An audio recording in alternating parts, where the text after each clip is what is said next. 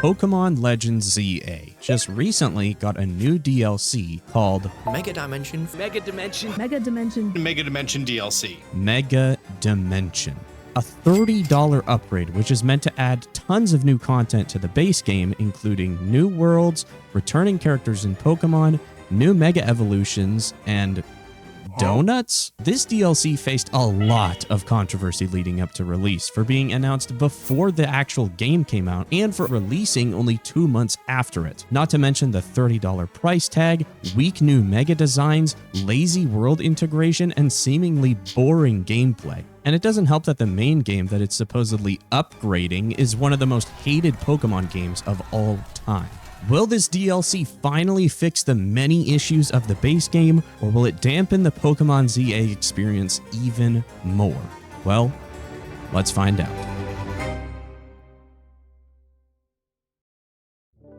Before we begin this video, I want to get a few things clear. Firstly, this video is not an attack on anyone who enjoys Pokémon Legends Z-A or its DLC. I don't want anyone to feel like I'm targeting them with this video or shaming them for the games they like to play. This is simply a critique video pointing out the issues that I personally had while playing through the DLC and issues that I'm sure many others have had too. Just like I said in my last video, if you like Pokémon Z-A, then that's great. I have no beef with anyone who enjoys this game or its bonus content. Although a lot of you guys seem to have beef with me. But hey, what can you do? And secondly, for those who don't know, I made a very long video talking about the issues I had with the base game of Pokémon Z-A, if you'd like to check that out. It covers a lot of issues that are also in the DLC, but I'm gonna try my best not to repeat those same points and talk more so about the new things that the DLC has added to the game. It's gonna be difficult, but I'll try. But anyways, besides that, it's time to sit back, relax, and talk about my first experience with the Mega Dimension DLC. The date is December 10th, 2025. You boot up your Switch because the brand new DLC for Pokemon just came out and you have to get it. So you check out the eShop and there it is. All right, let's see here. $40? Goodness gracious, wasn't the price of the base game enough?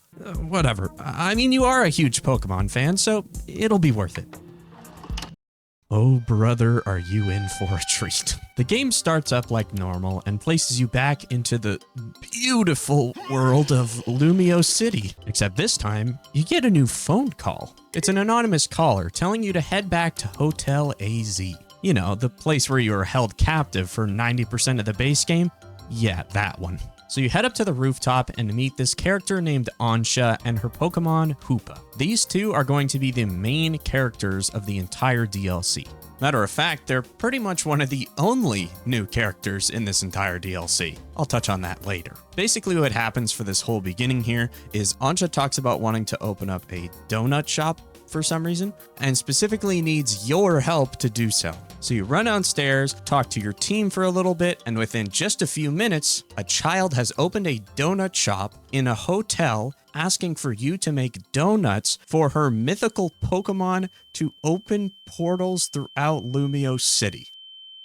Yes, I'm not making this up. This leads us straight into our first main issue of this DLC, which is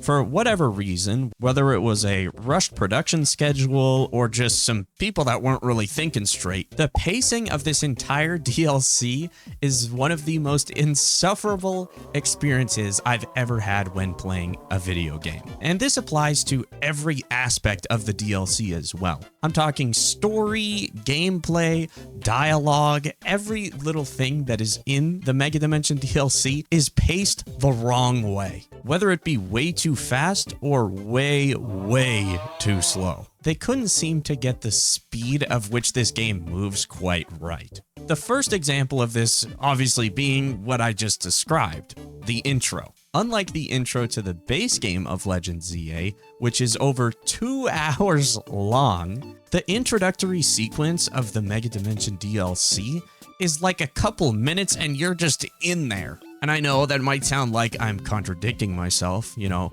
oh, he complained it was too long in the base game, and now he's complaining it's too short in the DLC. This guy's just never happy about anything. But no, I think I have a valid point to make here.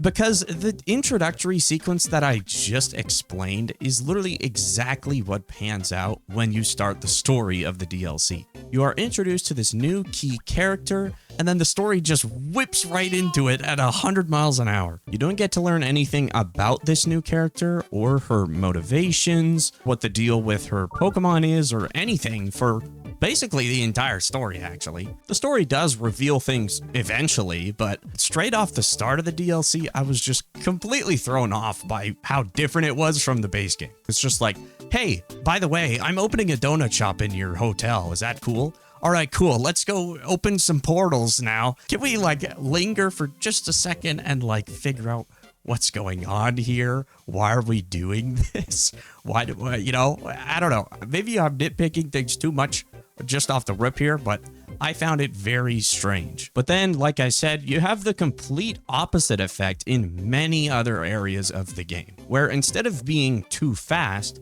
they're way too slow. In fact, if I had to describe this entire DLC in one sentence, I would say it's a chore. That's probably the best way I could describe this whole thing. Everything you do feels like a task. It doesn't feel like you're enjoying any of the things you're doing. You're just pushing through them as fast as you can to have it be done with, which I'm not too surprised about because that's a lot of the feelings I had towards the base game of Pokemon Z-A, but somehow this DLC takes those feelings and ramps them up to 10. But alright, enough about the pacing of the game. I've barely even talked about the actual gameplay of this new DLC. So without further ado, it's time to talk about the gameplay loop of Mega Dimension is basically just taking what was already a super weak gameplay experience from base game and stretching it even thinner. Whereas the base game actually had some structure to it, and it did have a couple of moments that I did enjoy, the DLC is just ridden of joy.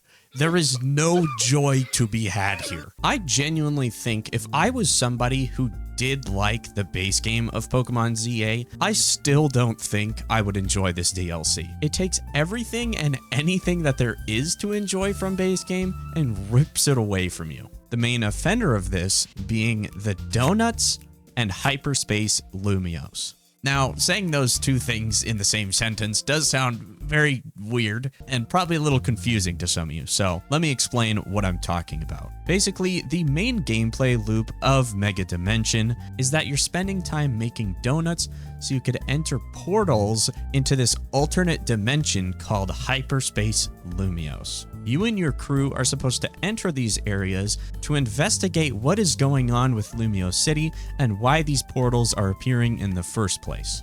It sounds somewhat interesting in concept, but what you're left with is this underbaked, mirrored version of the city you already know. Because instead of being actual new locations with new things going on within them, like you'd probably expect there to be when you're paying $30 for a DLC, but who am I to judge? Hyperspace Lumiose is literally just Lumiose City with a coat of like silverish colored paint on top of it. For me personally, it doesn't seem like the most exciting place to go explore, but hey, at the very least, they are new-ish locations that you could go visit as part of your DLC experience. Except not really, because, and this is probably the biggest problem I had with the whole DLC, the alternate dimensions are time limited.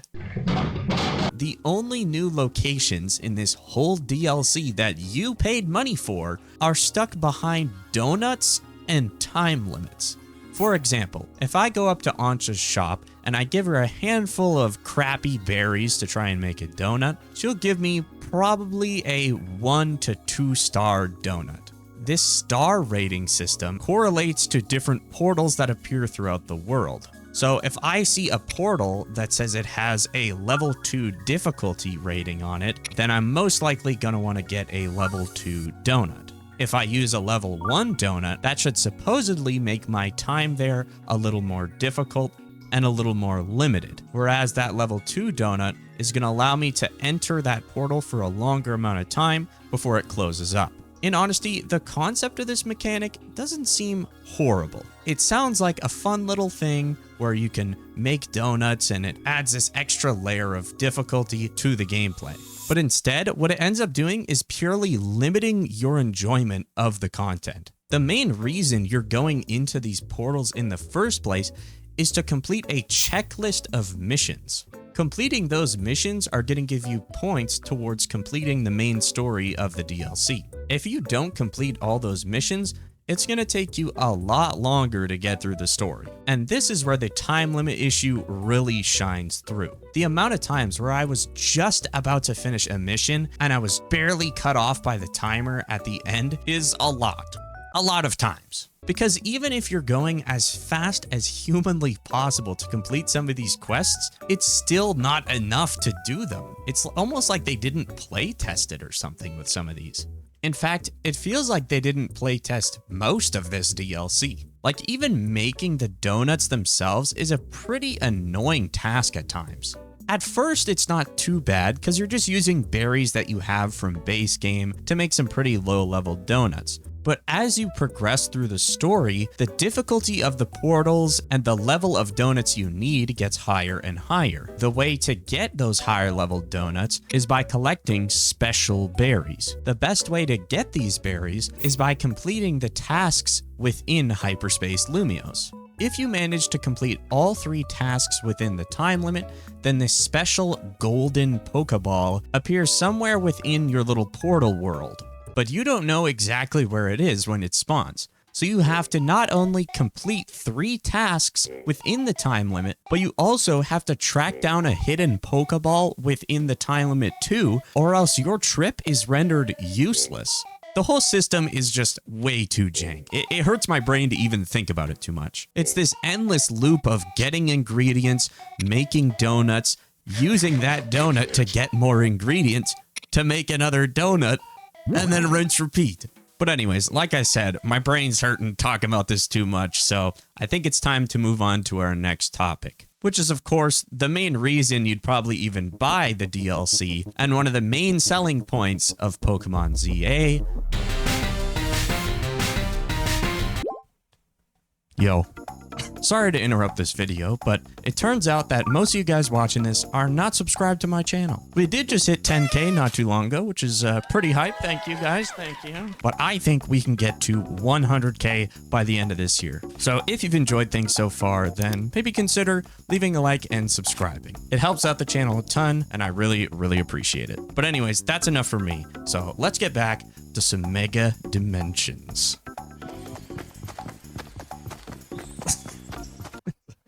I'm running into a wall. This is a wall. Okay.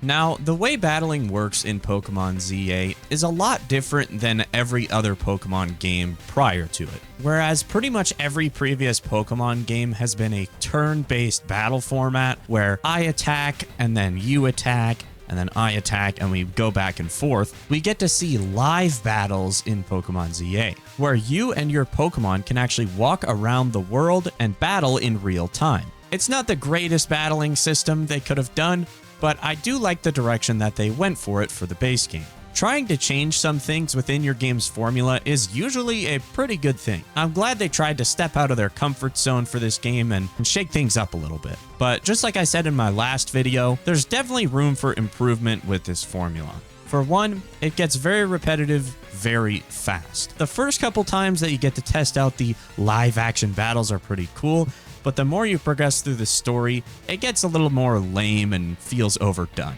Especially considering the fact that it's very easy as well. There isn't much strategizing you have to think about anymore, like type matchups or conditions or all those other things like you used to in previous games. It's more so just who has the fastest cooldown on their moves and who can spam it the most. These problems were already showing quite a bit within the base game, so when I saw that they were making a DLC, I thought they could fix the battling to make it a little more enjoyable or difficult or something. But sadly, it somehow ends up being even worse in Mega Dimension. You see, the time at which the DLC takes place is after you've already beaten the main story, meaning all of the Pokemon on your team are very high leveled. Not to mention, if you did the post game, then you could get 3 legendary Pokemon which are very, very strong. So you'd expect that when you enter this new world of Mega Dimension, that things are going to be kind of easy. Well, Game Freak seems to have actually thought about this,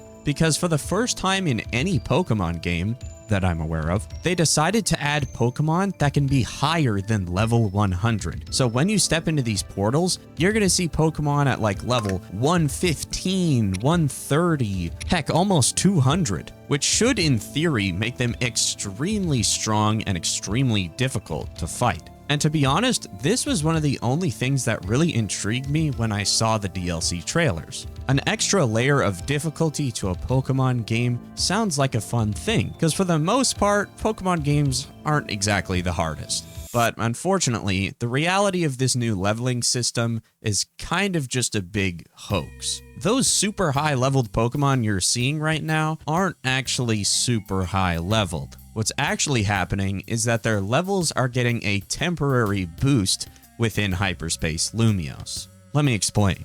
Basically, if I have a Pokemon in the regular world of Lumiose City that's, let's say, level 100, and I step into a portal, as soon as I pass that threshold, my Pokemon instantly gains a massive boost in levels, making it look like it's about level 130. The problem is, my Pokemon isn't actually level 130 now. It didn't just gobble down 30 rare candies and boost its way up in stats. All that's happening is my Pokemon's getting a temporary artificial level boost only in this one location, which is, like I mentioned earlier, on a time limit.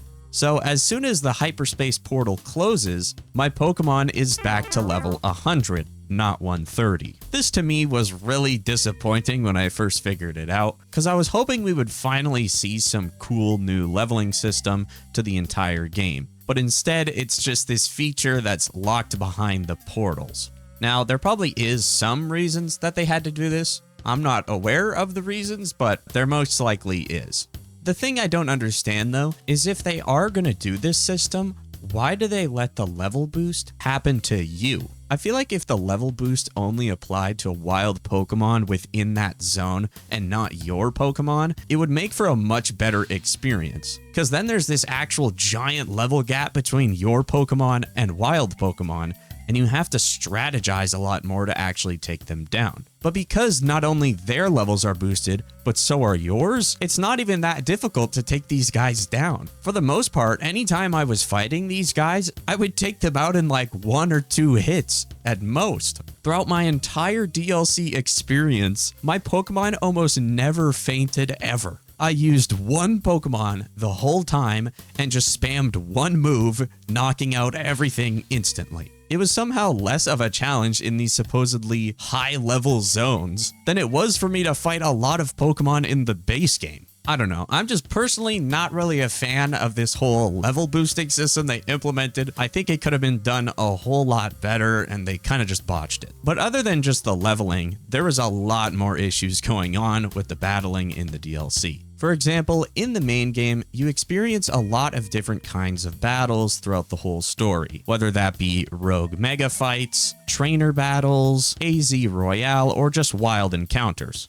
There was a lot of variation to what kind of battles you could do at a particular time. However, in the DLC, you are limited to pretty much 2 types of battles the whole time. 90% of battles are going to be just wild encounters, which, like I said before, are very easy, and AZ Royale battles, which are also extremely easy and very repetitive. The other 10% is the occasional rogue mega fight and the occasional trainer battle, which even those aren't the most enjoyable thing in the world. And hey, speaking of unenjoyable things, these worlds are starting to hurt my eyes a little bit. I think it's about time that we talk about... If you know anything about Pokémon Legends Z-A, then you've probably heard about a bunch of people complaining over windows and flat buildings and things like that. Because one of the biggest complaints when it came to this game was how hideous the world looks. At a quick glance, it might seem fine, but the more you zoom in and take a closer look, the more you realized how unpolished Lumiose City really is. buildings are just flat rectangles with windows copy and pasted all over the side of them, and the whole world just feels robotic and uncanny or something. It really shows the pressure and time limit that the developers were on when making the game. It seems like Nintendo just keeps pushing Game Freak and their developers to their limits by forcing them to pretty much pump out one game per year, whether that be a mainline game or a more spin-off type game like Legends Z-A. It's pretty sad to see, and I don't blame the developers one bit for the product that was produced here. It really is just the higher-ups at Nintendo that are making all the faults here, by giving these teams extremely low budgets compared to the money that they're raking in as a franchise, and putting them on ridiculous schedules. Pumping out a good game once per year is not an easy task, especially when you're put on a budget of, say, $13 million like ZA was, which might sound like a lot of money to the average person, but when you compare it to the budget of other Nintendo games like, say, Breath of the Wild, it pales in comparison. We don't know a specific number, but Breath of the Wild had roughly an $100 to $160 million budget when being produced. Literally 10x the budget of this last Pokemon game. And Zelda is not even their top earning franchise. Pokemon is by a long shot. In fact, Zelda doesn't even hit the top 10 list of richest video game franchises ever. So where exactly all this money is going to, I'm not fully sure. You could say it's going to a lot of other Pokemon products, like the card game, their own merchandise, or collaboration merchandise like Lego. I'm not an expert in math or money or anything, so I'm not 100% sure about all that, but I do think they could put a lot more money towards their game development.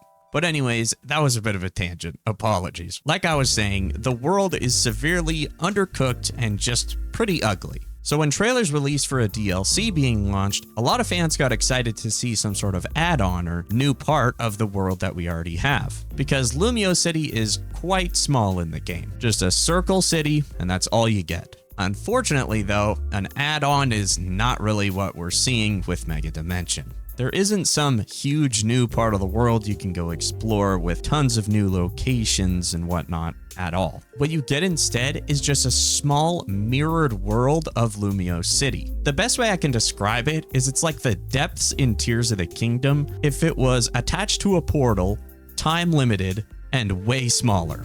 And I'm not exaggerating when I say these are mirrored worlds. When you enter a hyperspace portal, the world on the other side is quite literally just pre-existing assets from Lumio City, copy and pasted into a space dimension and painted over with a new color. It is by far the laziest attempt I've ever seen at a DLC world. They didn't bother to add pretty much anything new to these worlds. They are exactly the same as the overworld. One positive I can give is that the vibes of them are kind of cool, I guess. I did enjoy the space theme and kind of just looking around at the atmosphere, although I didn't really have much time to look around because I'm on the clock when I'm in there, but for the short amount of time I had, it does look kind of nice at times.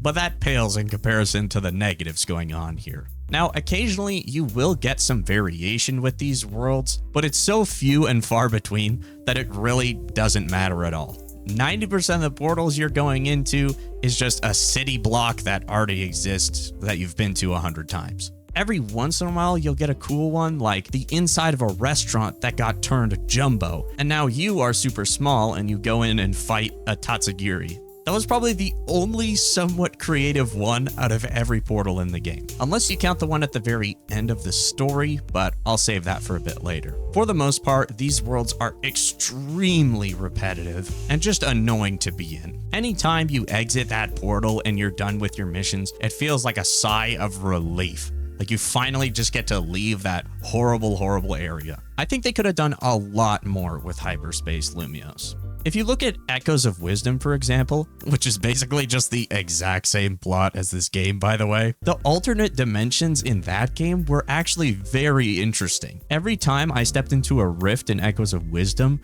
there was something cool to see on the other side. But in this game, they're not even trying to hide it anymore. They are quite literally just putting out rushed slop. It feels empty, it feels dead, and I just hate being in any of the locations. And while we're on the topic of things I hate, I think we should move on to our next topic, which I'm pretty passionate about. That's right, it's finally time to talk about...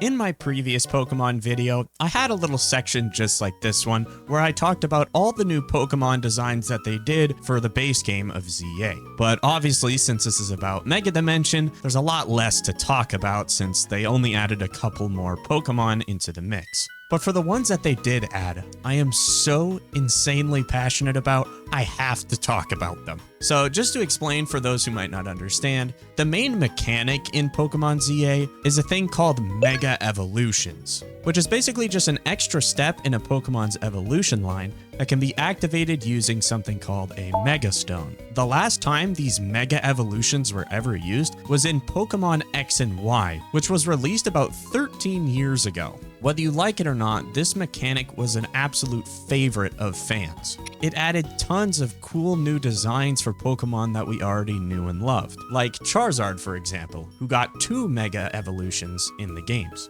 So naturally, when Pokemon announced that their newest game was going to be centered completely around this mechanic, fans like myself went crazy. After all these years, we would be seeing new Mega designs for who knows what kind of Pokemon. This was a very exciting thing for pretty much all Pokemon fans. People started making fan art and fan theories of which Pokemon were going to get Megas and what they would look like.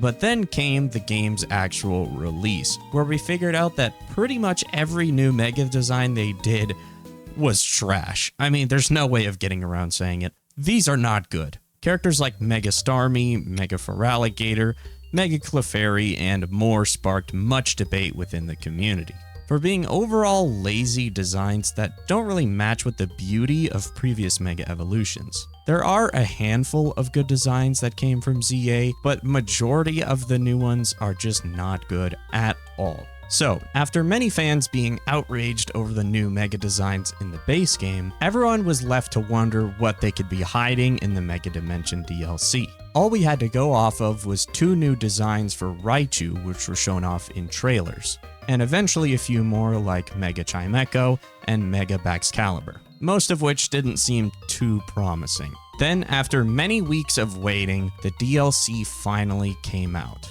and we got to see even more garbage. Yeah, real shocker, I know. The new Mega designs in the DLC turned out to be pretty much just as disappointing as the base game, and they all just caused even more divisiveness within the community. You've got Mega Zeraora, Mega Darkrai, Mega Crabominable, and just a bunch of other ones that are very subpar, if not just straight up bad. I mean, look at Darkrai.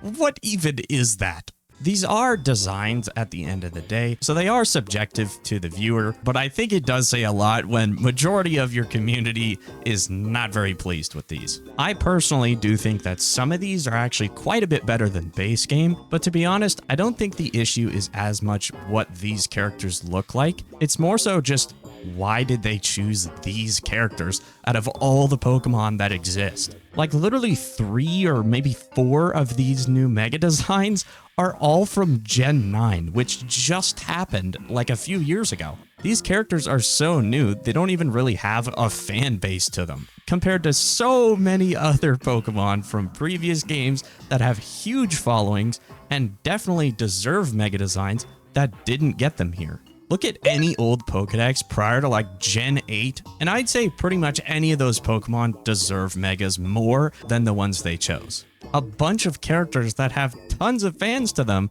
that haven't gotten any love from this DLC. It was a huge waste of potential for one of, if not the coolest mechanic in Pokemon. It's just really sad to see, and I wish they did a lot more with it. Matter of fact, I'd love to hear your guys' opinions on this. So leave a comment down below telling me which Pokemon you think should have got a Mega Evolution and didn't. I'll be sure to read through them as best as I can. But anyways, it's time to move on to our next topic, which is, of course,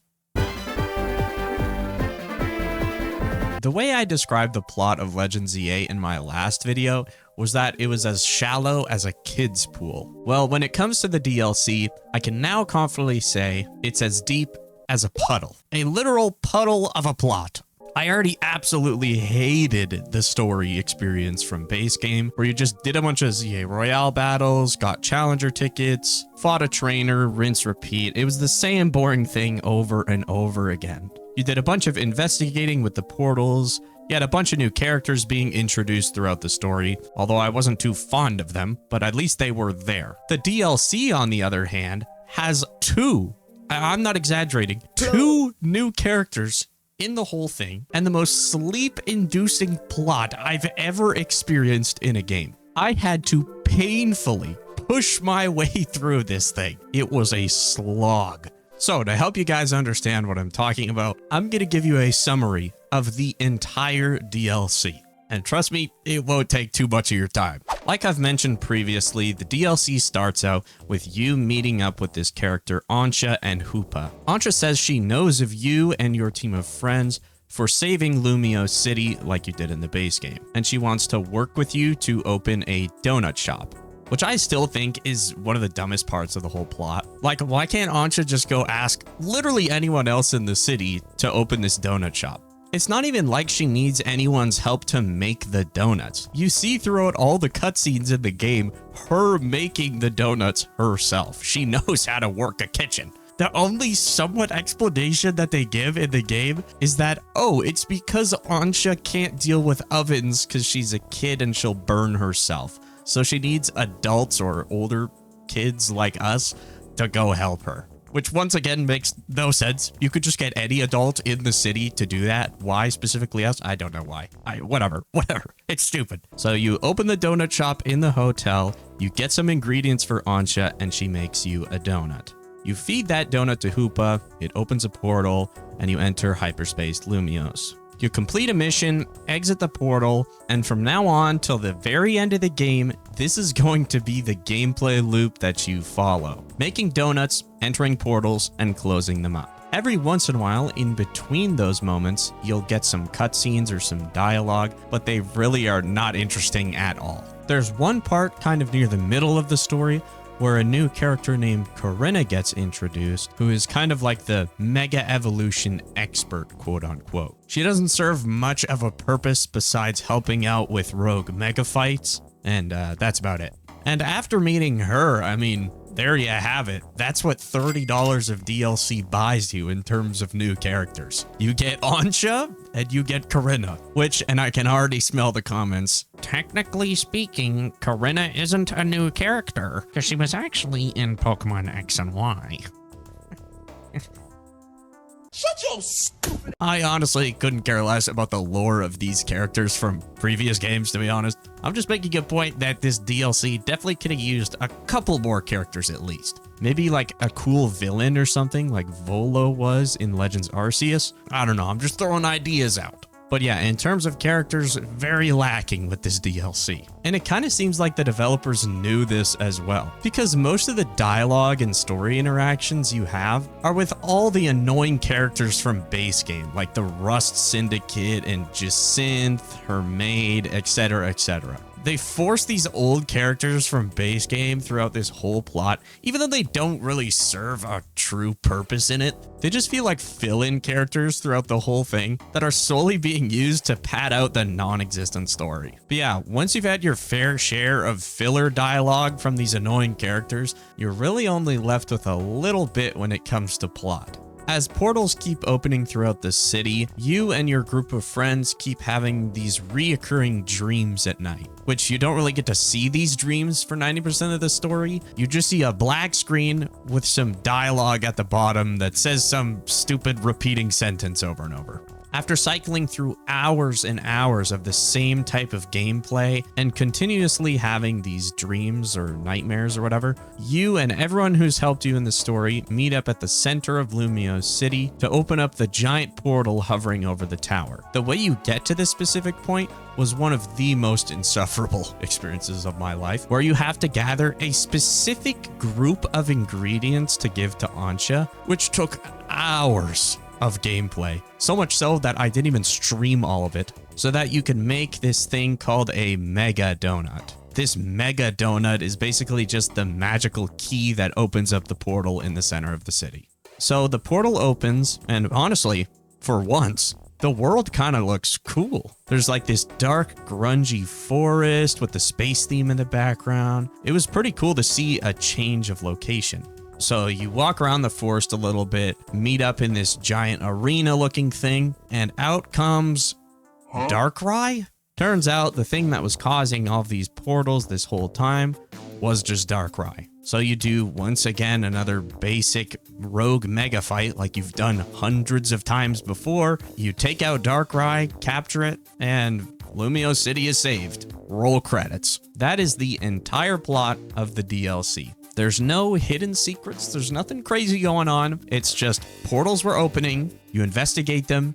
It turned out to be Darkrai, so you capture him. And GG. That's the whole thing. It's quite cinema. It's quite cinema, isn't it? I found the whole thing to be not only insanely boring, but also slightly confusing at times. Because I forgot to mention, the whole time leading up to the end of the game, Ansha talks about how she went into one of these portals a while ago and saw a Rayquaza. So the whole time leading up to the end of the game, you'd probably assume that Rayquaza's the final boss, obviously. It would just make the most sense. So when you meet up with Darkrai at the end, it just feels a little odd. I guess they were trying to go for like a twist ending that was supposed to be like super shocking or something, but it just feels a little underwhelming. Like you enter the portal and you're just like, oh, okay, cool. Darkrai's here? Is this like a pre-boss fight before Rayquaza? But no, it's literally just the end of the game. Like that's the final boss. That's it. Rayquaza does appear in the game, but it's part of post-game content, which I find pretty lame. And so do the other two legendaries, Kyogre and Groudon, of course.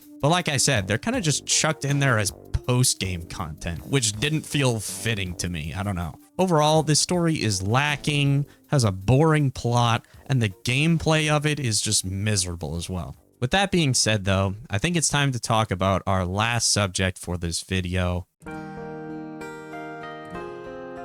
Contrary to what you might believe, because of everything I've said throughout this video, I don't actually hate Pokemon. In fact, I've been a huge fan of this franchise for basically my whole life. From collecting the cards on the playground to playing the games in my later years, Pokemon truly does hold a special place in my heart. So when I'm playing through these games, I'm not going at them with a lens of pure negativity like a lot of other people. I genuinely do want to see the best from this franchise and this company. I want to see Pokemon make great games that everyone can enjoy for many years to come. But when I look at Legends Z-A, I just can't call it a good game. Just because I'm a fan of Pokemon doesn't mean I have to like every game. I can still have a critical view towards the products they put out. If they put out a game and I don't like it, then I'm calling them out for it. I'm not going to sit here and trick myself into thinking it's good just because I'm a Pokemon fan. Being a fan of something usually means sticking with it in its highs and its lows.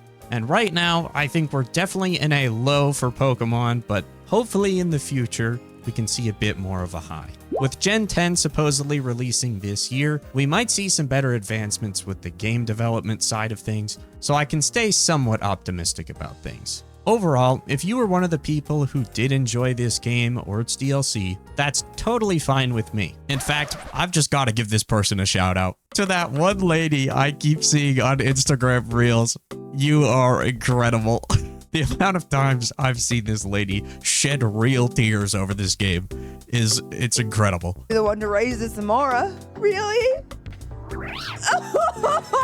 Oh gosh, it's so cute. I hope to one day have the amount of enthusiasm she does. It's amazing. But anyways, I hope this video didn't come off as me telling you what you should and shouldn't buy. And I hope that we all as a community can learn to be more critical of things these companies put out, instead of just clinging to nostalgia like a lot of us want to. Let's strive for a better future for Pokemon, and not just settle for the mediocrity that they've been putting out. Because at the end of the day, what is it that makes you a Pokemon fan personally? Was it really these new games they've been putting out? Or was it the old classic ones like Emerald, Black and White, etc.? I don't know. I'll let you guys decide that for yourself. That's about it from me though. I hope you guys enjoyed this video. It took a lot of time and effort for me to put together, so all of your support would be greatly appreciated. Also, another great way to support me is by joining my YouTube membership, which I just set up not too long ago. you can join, link in the description, and it'll give you custom perks towards my channel. I also have a Discord community, and I stream on Twitch if you'd like to check those things out as well. But anyways, that's about it from me, so I'll catch you guys on the next one. Peace.